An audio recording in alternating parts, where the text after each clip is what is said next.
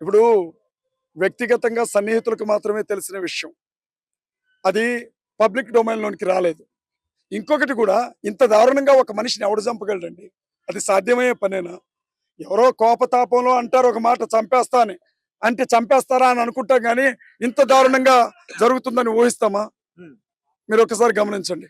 ఒకవేళ అలాంటి ఆలోచనే లేకపోతే 25, 30 వేల మంది రాజమండ్రికి ఎలా వచ్చారు ఇన్ని రాష్ట్రాల నుంచి? క్రైస్తవులు. ఇక్కడ గూడా కర్ణాటక నుంచి వచ్చినోళ్ళు, తమిళనాడు నుంచి వచ్చిన వాళ్ళున్నారు. న్యాయం జరగాలి ఆ కుటుంబానికి. హ్మ్. ఆయన్ని చంపిందెవరు? సహకరించిందెవరు? అడ్డుపడుతున్నదెవరో విషయాలు బయటికి రావాలి. మేము కోరుతున్నదది. హ్మ్. సరే ఫైనల్‌గా ఒక విషయం చెప్పండి. ఇప్పుడు చాలా మంది యూట్యూబ్ ఛానెల్స్‌లో మెయింటైన్ చేస్తూ అంటే ఒకరి మతం పైన ఒకరు దూషించుకుంటూ ఇవన్నీ కూడా జరుగుతున్నాయి. దాని మీద సీరియస్‌గా యాక్షన్ తీసుకుంటానంటూ కూడా ఆంధ్రప్రదేశ్ ఎస్పీ అక్కడ చెప్పడం జరిగింది. సో, దాని మీద మీరేం చెప్తారు? అది చాలా మంచి నిర్ణయం అండి. ముందు పవన్ కళ్యాణ్ గారి మీద తీసుకోవాలి యాక్షన్ ఆయన. ఎందుకంటే సనాతన ధర్మం పేరుతో కల్తీల లడ్డూ కల్తీ జరిగిందని చెప్పినప్పటి నుంచి ఆయన హిందువుల్ని ఎంత రెచ్చగొట్టాడంటే ఆంధ్రాలో, మీరు బయటికి రారా మీకు పౌరుషం లేదా అనుకుంటూ మాట్లాడాడు ఆయన. అవకాశం దొరికిన ప్రతిసారి అసదుద్దీన్ ఓవైసీ చెప్పిన మాటల్ని చెబుతూ హిందువులను రెచ్చగొట్టాడు ఆయన. సనాతన ధర్మం కోసం నేను దేనికైనా సిద్ధమని చెప్పాడు ఆయన. అలాంటి చోట ఈ హత్య జరిగింది. ఈ యాక్సిడెంట్ అంటున్నారు కదా! ఇది జరిగింది. అసలు దీని వెనక ఎవడున్నాడో ముందు పోలీసులను బయటికి తీసుకురావండి. తర్వాత మా మీద కేసులు పెడుదురు గాని. మేమెక్కడికెళ్తాం? అర్ధరాత్రి అయినా పట్టుకొని తీసుకెళ్ళొచ్చు. అసలు ఆ హత్య చేసిందెవరు? లేదు యాక్సిడెంటే అంటారా? ఈ ఎన్నెట్ట పాసిబులో కూడా చెప్పండి. రైట్.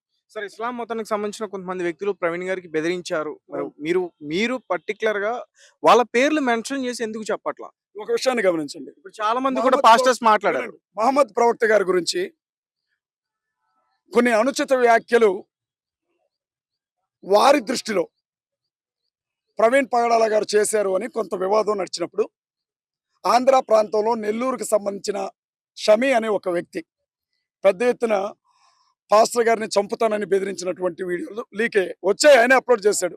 హ్మ్. ఆ నాలుక కోస్తాం, పెదాలు లేకుండా చేస్తాం, నరికేస్తాం, సిలువకు కొడతాం అని అన్నాడు.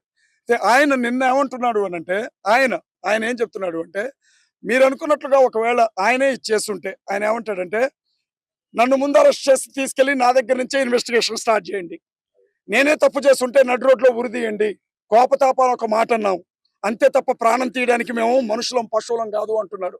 కానీ రాధా మనోహర్ దాస్ అలా అంటున్నాడా?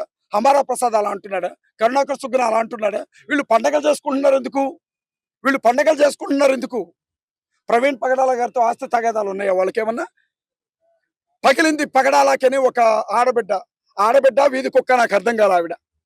ప్రవీణ్ పగడాల గారు చనిపోతే పగిలింది పగడాలకని పాటలు పాడుతుంది. ఏం మాట్లాడాలి ఇక?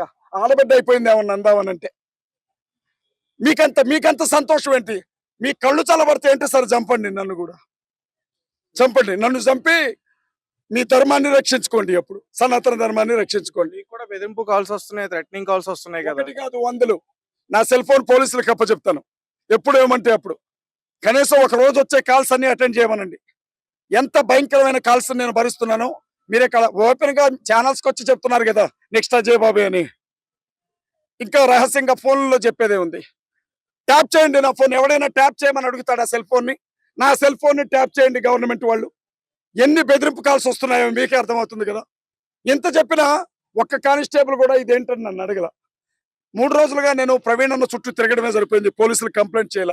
తప్పకుండా ఈ విషయం పోలీసుల దృష్టికి నేను ఇప్పటికే మీడియా ద్వారా తీసుకెళ్ళా. వ్యక్తిగతంగా కూడా కలుస్తా.